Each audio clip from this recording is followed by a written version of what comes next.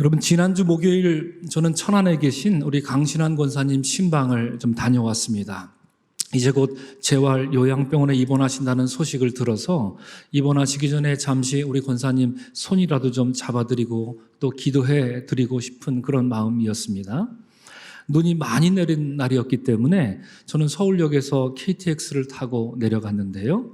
차창 밖을 내다보니 이렇게 소복이 내리는 눈이 있었고요. 그래서 잠시 넋을 잃고 눈을 바라보기도 하다가 그리고 가방에서 정채봉 시인의 시집을 꺼내 읽었습니다.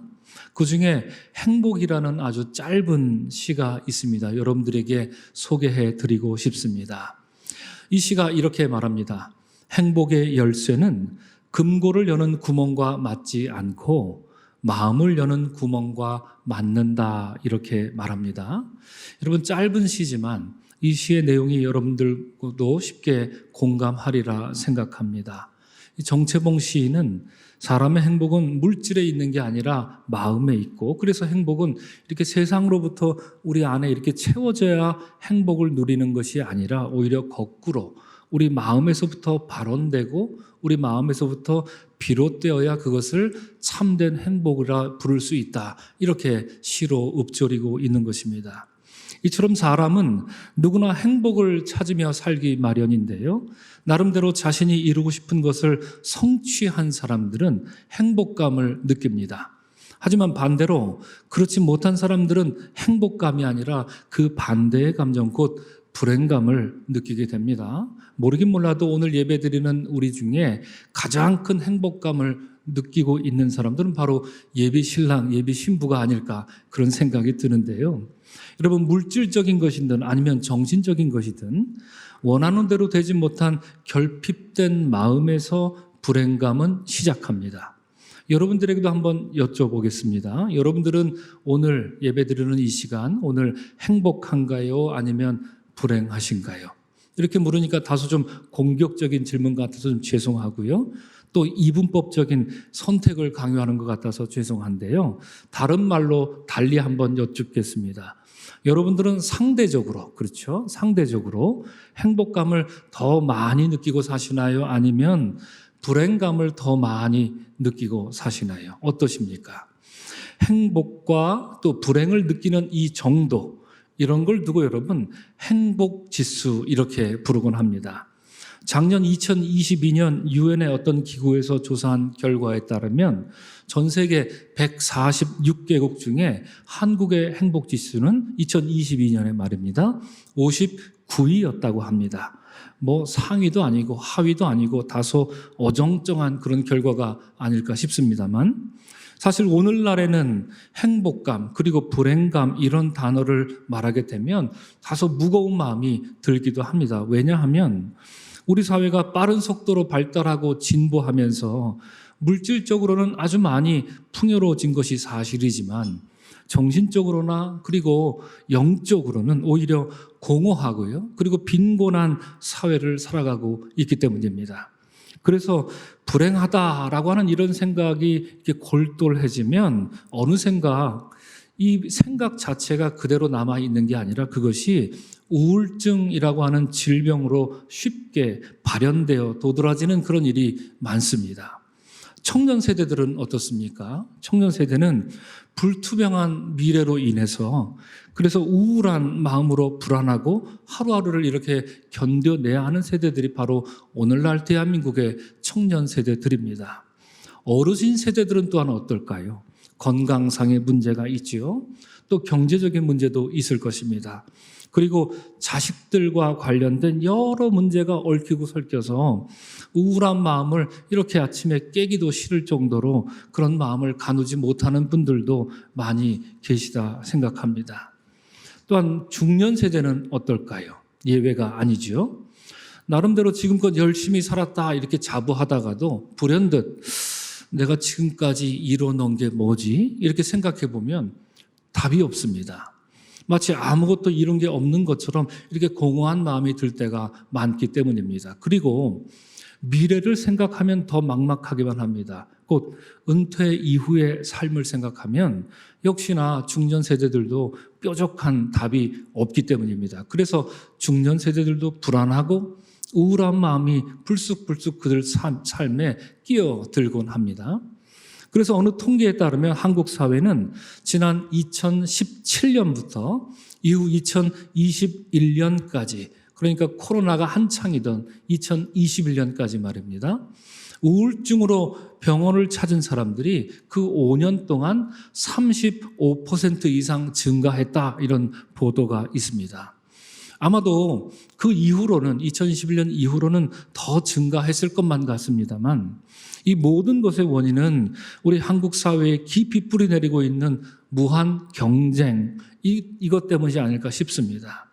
남들보다 더 빨리, 더 많이 뭔가를 소유하고 이뤄야 뒤처지지 않을 수 있다는 일종의 강박 증세가 어느 개인만의 문제가 아니라 사회적인 문제로 우리 사회를 무겁게 짓누르고 있기 때문입니다. 그래서 행복과 불행의 문제, 그리고 그에 따른 육체적이고 또한 정신적인 질병의 문제는 앞으로 더 심각해질 것이라고 전문가들은 내다보고 있는 그런 형국입니다.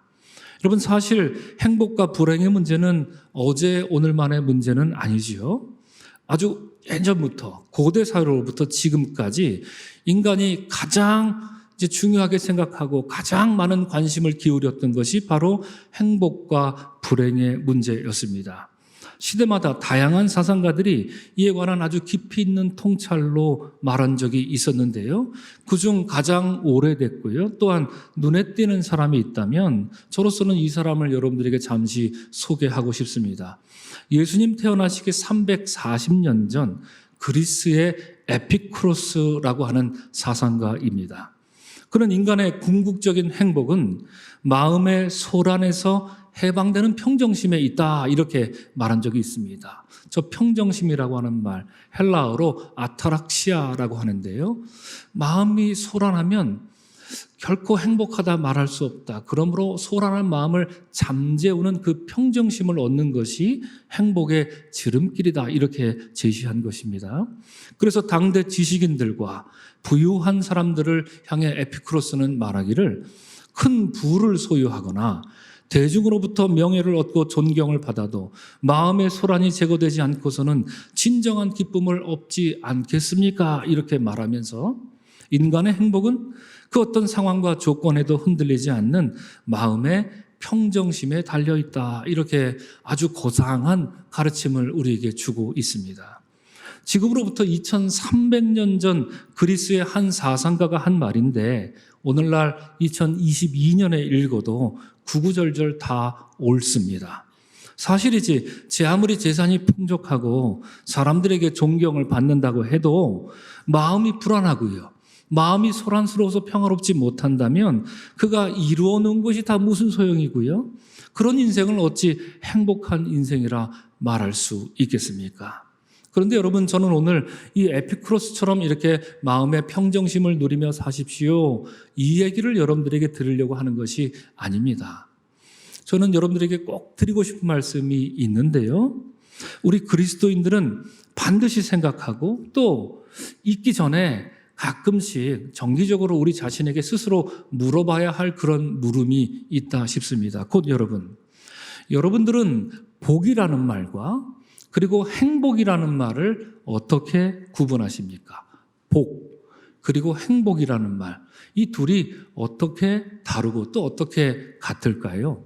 아마 사전을 찾아보면 이러저러한 정의가 나와 있을 것입니다. 그런데 저는 설교를 준비하면서 복과 정의에 대해서 이렇게 한번 정의를 내려보았습니다. 여러분, 오늘 말씀을 통하여서 이것만 좀 기억하고 가시면 좋겠다 싶은 이런 생각이 들 정도인데요, 저는 이렇게 정의를 내립니다. 화면을 띄워주시면, 복은 하나님이 주시는 은총의 다른 말이다, 저는 이렇게 생각합니다. 복이라고 하는 말, 성경에서 복받으라, 복되어라, 이렇게 성경에서 복이라는 단어가 나오면 그것은 하나님이 이렇게 값없이 부어주시는 은총의 다른 말로 우리에게 쓰이곤 합니다. 그런데 그렇다면 행복은 무엇일까? 행복이란 그 복을 누리는 그 사람의, 인간의 능력을 뜻하지 않을까, 이렇게 정의를 구분해 봅니다.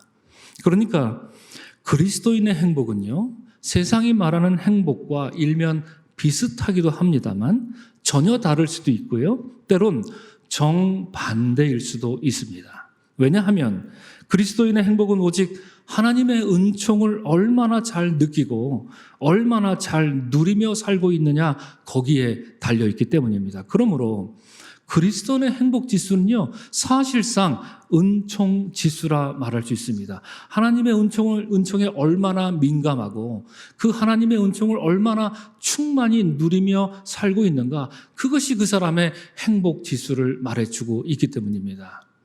우리 주변에서 그런 예를 어렵지 않게 찾아볼 수 있습니다. 어떤 사람을 보면 정말이지 가진 게 별로 없습니다.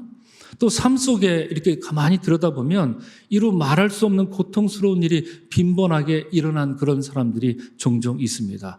그럼에도 불구하고 어떤 경우에 그런 사람들의 얼굴을 가만히 쳐다보면 얼굴에, 그리고 그 입에서 나오는 그 입술에 늘 감사가 넘치는 사람들을 보게 됩니다. 여러분, 우리 교회도 참 이런 분들이 많이 계십니다. 그런 분들 볼 때면 참 존경스러운 그런 마음이 절로 나오지요.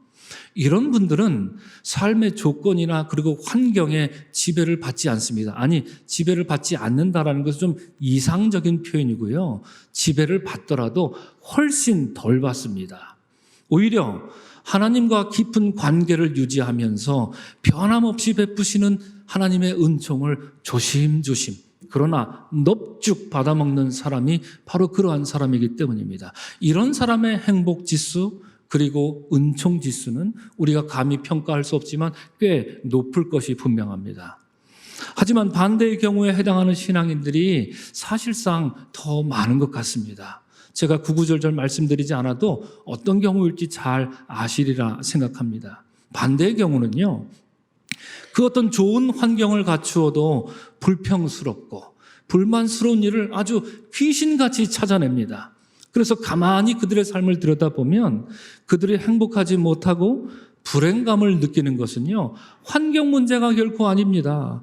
결국 하나님과의 관계 문제이고요. 그들은 하나님이 은총을 언제나 끊임없이 부어주고 있다라고 하는 사실을 시시때때로 잊어버리고 망각하곤 합니다. 그러니 행복지수가 높을 리 만무하지요. 그것은 결국 은총지수가 현저히 낮기 때문입니다. 오늘 우리는 드디어 마태복음 5장의 말씀을 읽었습니다. 제가 드디어라고 한 것은 오늘 본문에 나오는 예수님의 산상수훈은 예수님 가르침 중에 이렇게 엄지척, 으뜸이라고 하는 그런 평가를 줄곧 받아왔기 때문입니다. 우리가 잘 아는 러시아의 대문호 톨스토이가 있지요. 그가 가장 사랑한 성경 구절이 어디냐면 마태복음 5장, 6장, 7장입니다. 그는 그의 작품을 통하여서 예수께서 말씀하신 이 산상수훈의 이야기를 작품을 통해서 구현하려고 아등바등했던, 애를 썼던 위대한 소설가이기도 합니다. 단언컨대 산상수훈은 여러분, 기독교 역사 2000년 중에 가장 큰 관심을 받아왔고 가장 사랑을 받아왔으며 가장 커다란 영향력을 끼친 성경 말씀임에 분명합니다. 그래서 오늘 본문 말씀은 한 구절씩 이렇게 촘촘히 들여다보면서 몇 개월에 걸쳐 배우고 익혀야 할 본문입니다. 제가 그렇게 할까라고 말씀을 준비하다가 다 포기했습니다. 우리 이정도 목사님 어제 학생들하고 이렇게 지내느라 3시에 주무셨다고 하는데요. 제가 말씀드리자면 저는 4시 반에 잤습니다. 어제까지 준비했던 설교문을 어젯밤에 다 삭제하고요. 밤부터 다시 준비를 했는데요. 이 말씀을 여러분들에게 다 설명을 드릴 수가 없었습니다. 그래서 아예 포기를 하고 주님 주시는 뜻이 무엇일까 전전긍긍하면서 밤에 기도하면서 다시 설교를 리셋하며 말씀을 준비했는데요. 오늘 설교 시간에 이 본문의 말씀을 다 구절구절 촘촘히 살펴볼 그럴 시간이 없습니다. 다만 오늘 본문에 나오는 무리와 제자들의 모습을 보면서 우리는 과연 무리인지 아니면 제자인지 여기에 초점을 맞추면서 은혜를 나누고자 합니다.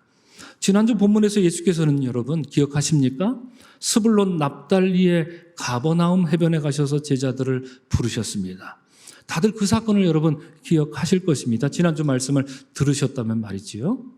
그런데 지난주 본문과 오늘 본문 사이에 끼어 있는 마태복음 4장 23, 24, 25절 한번 확인해 보시면 그럴 겁니다. 지난주 본문과 오늘 본문 마태복음 5장 1절 사이에 딱 세 구절이 끼어 있습니다. 그런데 이 세 구절이 증언하는 예수님의 선교 결과는 그야말로 혁명적입니다. 예수님은 참으로 위대한 선교사셨습니다. 마태복음 4장 23절을 보면 예수께서는 제자들을 부르신 뒤에 그들과 함께 갈릴리를 두루 다니시면서 공식적인 사역을 시작하셨습니다.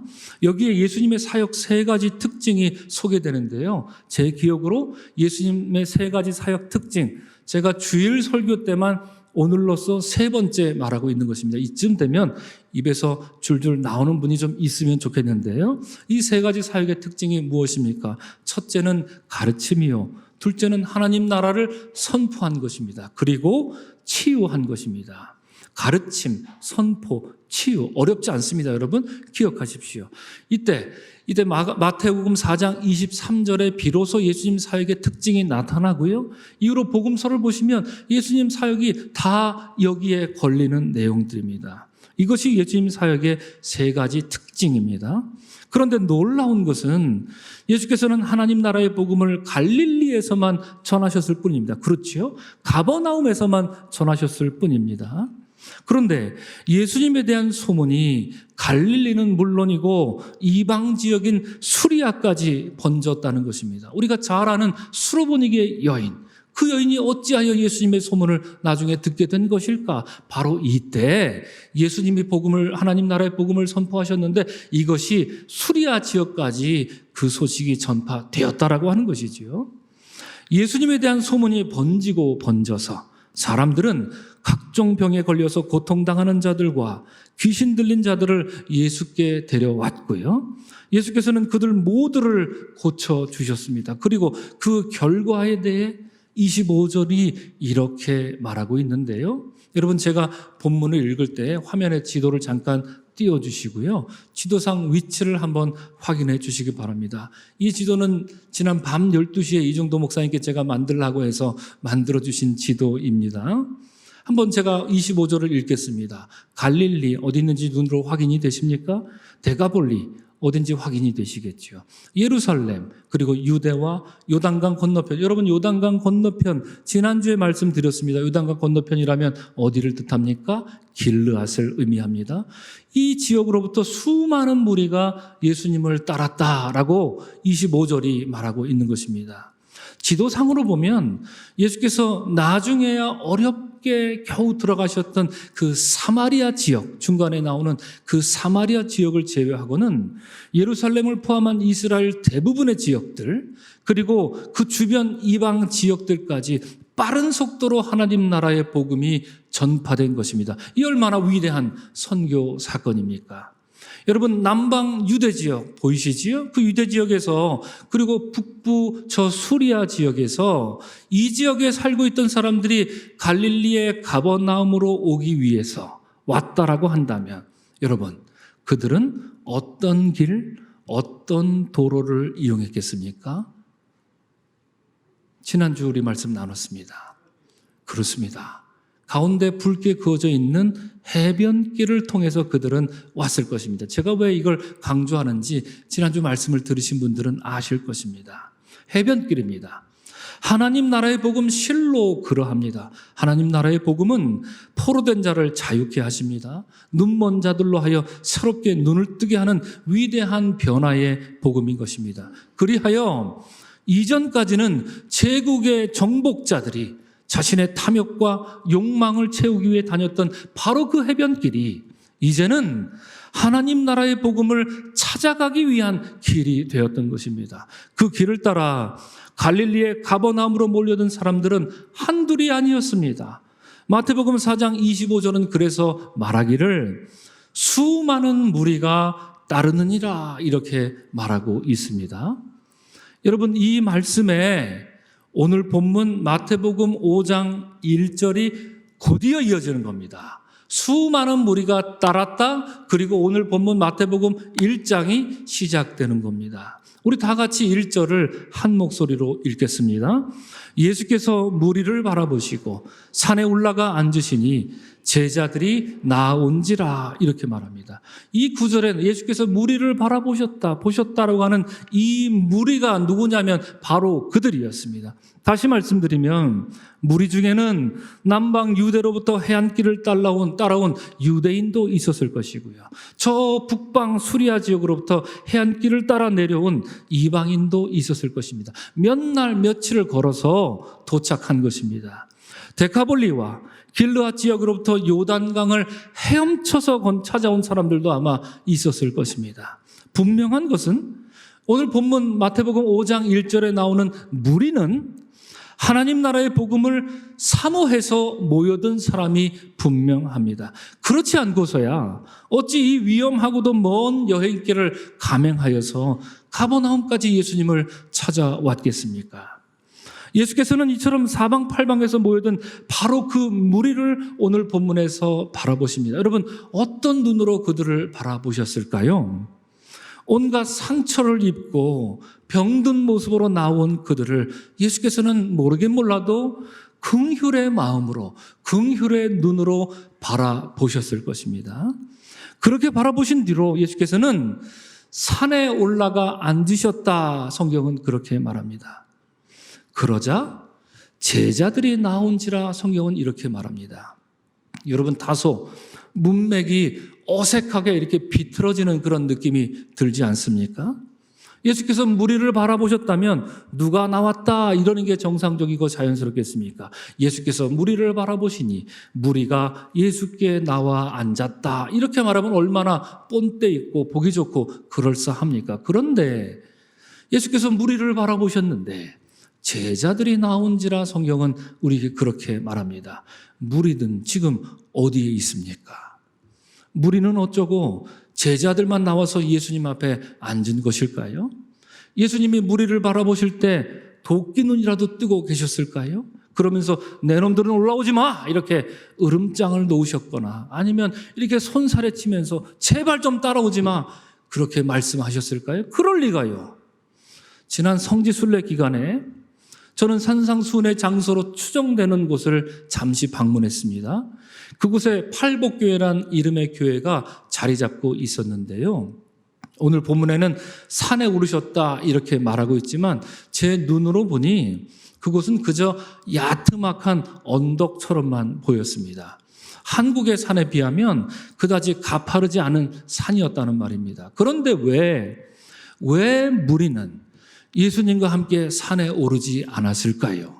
더더군다나 예수님이 그 무리를 바라보셨는데 왜 그들은 예수님과 함께 산에 오르지 않고 제자들만 예수님께 나왔다 성경은 그렇게 말했을까요?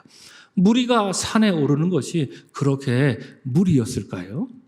여러분, 한편 생각해 보니 무리가 예수님을 찾아온 목적은 분명했습니다. 앞서 마태복음 4장 24절에서 본 것처럼 그 무리는 귀신 들린 자, 간질병을 앓는 자, 그리고 중풍병자와 같이 각종 질병으로부터 해방되고 싶었던 사람들입니다. 여러분, 이게 나쁩니까?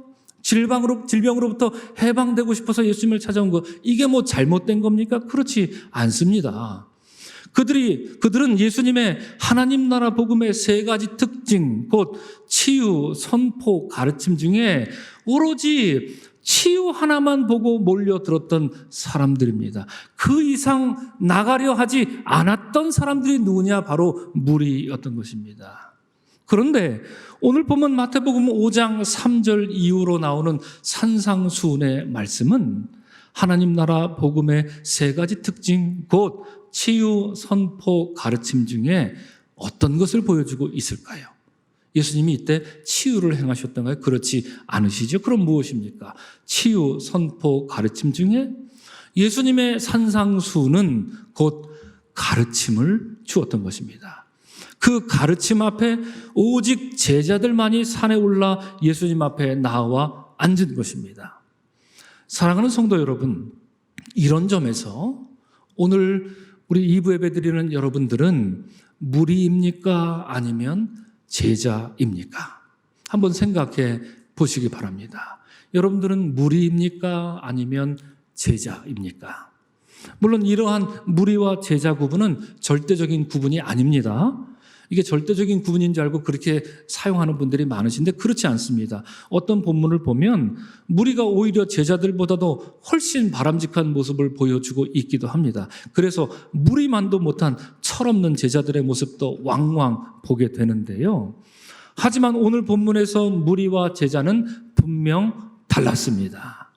앞서 말씀드린 것처럼 무리는 오직 치유 하나만을 바라보고 예수님께 달려온 사람들입니다. 오직 치유를 기대하며 예수님을 찾아왔습니다. 무리는 자기들이 원하는 것을 예수님이 들어주기를 바라는 마음으로 예수께 왔다는 얘기입니다. 그것이 여러분, 그것이 무리가 찾던 행복이었습니다. 무리가 원하는 행복은 저 세상이 말하는 행복과 크게 다르지 않았습니다. 무언가 채워져야 행복하다라고 하는 그런 행복 말입니다. 세상이 말하는 행복과 이 무리가 말하는 행복은 별로 다르지 않습니다. 그 행복을 이루기 위해서 이 무리는 기특하게도 수백 킬로미터를 걸어서 예수께 온 것입니다. 다시 강조해서 말씀드리자면 그들은 하나님 나라를 사모한 사람이 맞긴 맞습니다. 하지만 안타깝게도 무리는 정작 예수님이 말씀하시는 2절에서 말하듯이 예수께서 입을 열어 말씀하시는 예수님의 행복에는 관심이 없었습니다. 자기들이 이루고자 하는 행복에는 관심이 많아서 수백 킬로미터를 걸어서 예수님을 찾아왔지만 정작 와서는 예수님이 말씀하시는 행복에는 귀를 닫습니다. 그리하여 참된 행복에 대해서 8번이나 말씀하시는, 입을 열어 말씀하시는 예수님의 산상수훈을 듣는 기회를 놓칩니다. 예수님의 산상수훈을 듣고 배우기는커녕 오히려 그 가르침이 끝나기만을 아마도 우리가 상상할 수 있겠지요. 산 아래에서 하품하면서 따분하게 기다리는 어처구니 없는 모습을 이 무리가 보여주지 않겠습니까? 그러나 오늘 본문에서 제자들은 예수님의 그 어렵고도 무거운 가르침 앞에 겁도 없이 나와 앉아 있습니다. 여러분, 제자 중에 예수께서 이 산상수훈을 말씀하셨을 때 이 산상수훈을 올바로 이해한 사람이 있었을까요? 없었을까요? 저는 감히 말씀드립니다. 단 한 사람도 예수님 산상수훈을 이해한 제자는 없었을 것입니다. 그 12를 아무리 생각해도 12명 다 생각해봐도 별로 견적이 나오지가 않습니다. 산상수훈만이 아니라 이후로 예수께서 다른 가르침을 주실 때도 제자들 어떠했습니까? 늘 못 알아듣습니다. 늘 예수님 말씀 오해합니다. 그리고 못난 모습만 보여줬던 사람들이 바로 제자들 아니었습니까? 하지만 여러분, 제자들은 위대합니다. 그것은 잘 이해할 수 없더라도 제자들은 무리와는 달리 예수님 앞으로 나와 배우기를 주저하지 않았기 때문입니다. 저도 우리 교회 와서 많은 어르신들의 이야기를 듣습니다. 목사님, 30년 성경을 읽었는데 잘 모르겠어요. 그렇죠. 어렵습니다. 성경 어렵습니다. 여러분, 예수님 말씀이 어찌 쉬울 수 있겠습니까? 주님 말씀 어렵습니다. 이해해도 금방 까먹게 됩니다. 그러나 그럼에도 불구하고 늘 주님 말씀을 배우고 익히고자 주님 말씀을 사모하는 그 마음이 있느냐 없느냐, 우리는 거기에서 무리냐 아니면 제자냐 이렇게 갈릴 수 있는 것입니다. 그러나 훗날 어떤 일이 벌어졌습니까? 제자들이 부활하신 주님을 만난 뒤로 오늘 예수께서 마태복음 5장에서 들려주신 이 산상수훈의 가르침은 오롯이 제자들을 위한 말씀이 되었습니다. 제자들은 하나님 나라와 의를 위해 담대하게 평화의 복음을 전했고요. 복음을 전하다가 박해를 당했지만 오늘 말씀처럼, 오늘 예수께서 그렇게 말씀하신 것처럼 이상하게도 제자들은 박해를 당할수록 오히려 기뻤습니다. 행복했습니다. 주체할 수 없는 평화와 기쁨이 그들 안에서 샘솟았던 것입니다. 그들이 비로소 하나님의 은혜의 사람이 되었게 됩니다. 바로 그때 제자들은 행복하여라, 마음 가난한 사람들아 하신 그 주님의 말씀을 깨닫게 된 것입니다. 제자들의 행복 지수가 비로소 완벽한 은총 지수가 된 것입니다. 오늘 이 예배드리는 사랑하는 성도 여러분, 한번 다시 여러분들에게 묻겠습니다. 여러분들은 제자입니까? 아니면 무리입니까? 제자들이 그랬던 것처럼 예수님의 산상순을 우리가 지금 당장 온전히 이해하거나 그 말씀대로 사는 것은 여러분 사실상 불가능할지도 모릅니다. 그러나 여러분, 제자들이 그랬던 것처럼 우리도 주님의 말씀을 부단히 듣고 익히는 것을 게을리하지 말아야 합니다. 잘 모르면 알 수 있도록 깨우치고 묻고 또 읽고 그래야 합니다. 어렵다고 손 놔선 안 됩니다. 주님 말씀은 원래 어렵기 때문입니다. 믿음은 들음에서 나고 들음은 그리스도의 말씀으로 말미암기 때문입니다. 사랑하는 성도 여러분, 제자들에게 말씀하신 주님이 오늘 이 시간 우리에게도 말씀하십니다. 행복하십시오. 마음 가난한 사람들이여. 여러분, 이 말씀에 힘입어서 주님의 은총으로만 살아가고 주의 말씀을 부단히 배우고 익히는 여러분들이 되시기를 주의 이름으로 축원합니다. 여러분의 행복 지수도 하나님 은총만을 간구하고 갈망하는 은총 지수가 되어서 행복하여라, 마음 가난한 사람들아 하고 부르시는 주님의 음성 앞에 겸손히 나아가 앉는 우리 모두가 되시기를 주의 이름으로 간절히 축원합니다. 아멘. 기도하겠습니다.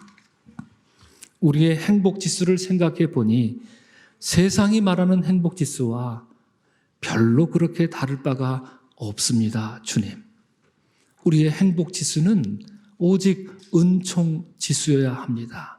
그리하여 행복하여라 가난한 사람들아, 은혜로 우리에게 말씀하시는 주님 그 말씀만으로 우리의 삶이 충만해지고 주의 은혜 가운데 저벅저벅 나아가 앉는 우리가 되기를 소망합니다. 오늘 사랑하는 성도들이 이러한 주의 말씀을 들었으니 이후로 더욱더 주의 말씀을 간절히 소망하고 사랑하며 말씀을 배우는 데 게을리하지 않는 우리 모두가 되도록 주님 인도하여 주옵소서. 감사하신 예수 그리스도 이름 받들어 기도합니다. 아멘.